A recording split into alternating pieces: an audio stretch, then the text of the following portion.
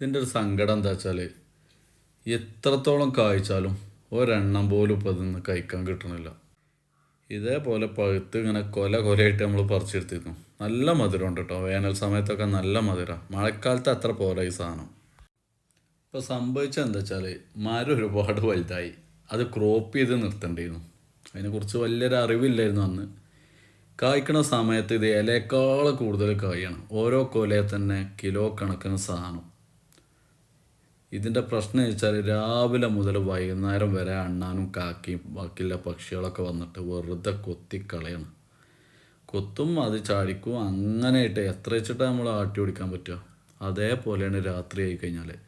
രാത്രിയായി കഴിഞ്ഞ് നേരം വെളുക്കണ വരെ 10ഉം 15ഉം വവ്വാലുകൾ വന്നിട്ടുണ്ട് ഇരുന്നിട്ട്. രാവിലെ എണീറ്റ് മുറ്റത്തേക്ക് നോക്കുമ്പോൾ മുറ്റം ഫുള്ള് ഈ സാധനം നിരന്ന് കിടക്കാവും.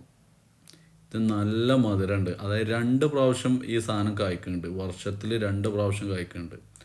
അതിൽ ഈ വേനൽ സമയത്ത് ഇപ്പം ഈ സമയത്ത് കായ്ക്കുന്ന സമയത്ത് നല്ല മധുരമാണ് മൂത്ത് കഴിഞ്ഞാൽ.